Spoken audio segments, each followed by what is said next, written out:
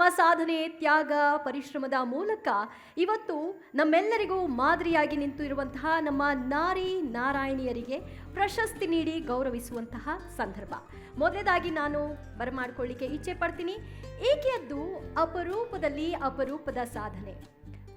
ಅಂಗನವಾಡಿ ಮಕ್ಕಳಿಗಾಗಿ ಸಾಕಷ್ಟು ವಿರೋಧ ಬಂತು, ಆದರೂ ಕೂಡ ತಾನೇ ಕೈಯಾರೆ ಬಾವಿ ತೋಡಿ ನೀರನ್ನು ತೆಗೆದು ಮಕ್ಕಳಿಗೆ ನೀರನ್ನು ಉಣಿಸಿದ್ದಾರೆ. ಈ ಮೂಲಕ ಕಾರವಾರದ ವಿಶಿಷ್ಟ ಸಾಧಕಿ ಆಧುನಿಕ ಭಗೀರಥಿ ಎಂಬ ಹೆಸರನ್ನ ಗಳಿಸಿದ್ದಾರೆ. ಇವತ್ತು ಕಾರವಾರದ ವಿಶೇಷ ಸಾಧಕಿಯ ಬಗ್ಗೆ ಒಂದು ಕಿರು ಪರಿಚಯ ನಿಮಗಾಗಿ. ವೇಟಿ ಪ್ಲೀಸ್.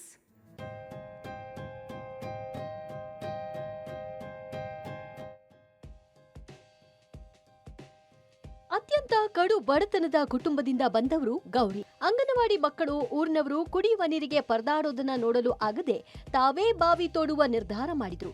ಕೆಲಸದವರಿಗೆ ಕೊಡಲು ದುಡ್ಡಿಲ್ಲದೆ ಇರೋದ್ರಿಂದ ತಾವೇ ಶ್ರಮಪಟ್ಟು ಬಾವಿ ತೋಡಿದ್ರು.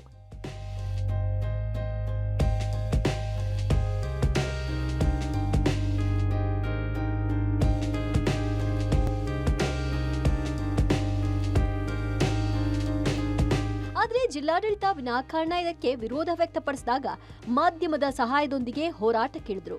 ಪಬ್ಲಿಕ್ ಟಿವಿ ಕೂಡ ಗೌರಿಯ ಬೆನ್ನಿಗೆ ನಿಂತು ಬೆಂಬಲ ಕೊಡ್ತು. ಗೌರಿಯ ಹಠ ಛಲದ ಮುಂದೆ ದೊಡ್ಡವರ ದೊಡ್ಡಾಟ ಪಾಲಿಟಿಕ್ಸ್ ನಡೀಲಿಲ್ಲ. ಕೊನೆಗೂ ಮಕ್ಕಳಿಗೆ ನೀರುಣಿಸಿದ್ರು.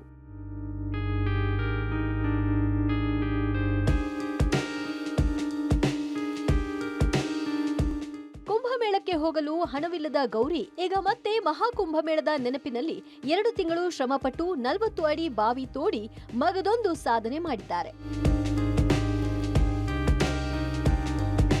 ಗೌರಿಯ ಶ್ರಮಕ್ಕೆ ಗಂಗೆ ಕೂಡ ತಲೆಬಾಗಿದ್ಲು ಅನ್ಸುತ್ತೆ. ಗೌರಿಗಾಗಿ ಗಂಗೆಯೂ ಉಕ್ಕಿ ಬಂದು ಊರಿನವರ ಅಂಗನವಾಡಿ ಮಕ್ಕಳ ದಾಹ ತೀರಿಸ್ತಿದ್ದಾಳೆ. ಈ ಅಪರೂಪದ ಸಾಧಕಿಗೆ ಪಬ್ಲಿಕ್ ಟಿವಿ ನಾರಿ ನಾರಾಯಣಿ ಪ್ರಶಸ್ತಿ ನೀಡಿ ಗೌರವಿಸುತ್ತಿದೆ. ಕಾರವಾರದ ಸಾಧಕಿ ಆಧುನಿಕ ಭಗೀರಥಿಯನ್ನ ಜೋರಾದ ಚಪ್ಪಾಳೆಗಳೊಂದಿಗೆ ವೇದಿಕೆ ಮೇಲೆ ಬರ್ಮಾಡ್ಕೊಳ್ಳೋಣ.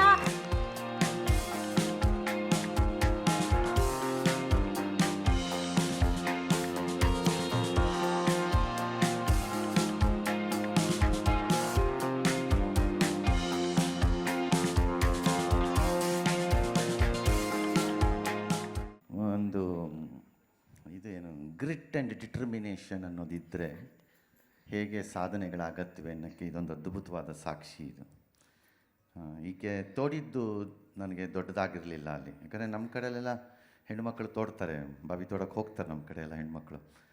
ಆದರೆ ನನಗೆ ಆಶ್ಚರ್ಯ ಆಗಿದ್ದು ಅಂಗನವಾಡಿಗೆ ತೋಡಬೇಕು ಅಂತ ಹೋಗಿದ್ದು, 2 ಆಫೀಸರ್ಸ್ ಬಂದು ಹೆದರಿಸಿದಾಗ ನಾವು ಒಂದು ಸ್ಟ್ಯಾಂಡ್ ತೊಗೊಂಡಿದ್ವಿ ಪಬ್ಲಿಕ್ ಟಿವಿಲಿ, ನನಗೆ ನೆನಪಿದೆ. ನೀವು ಯಾರು ಅವಳನ್ನು ತಡೆಯೋಕ್ಕೆ ಅಂತ.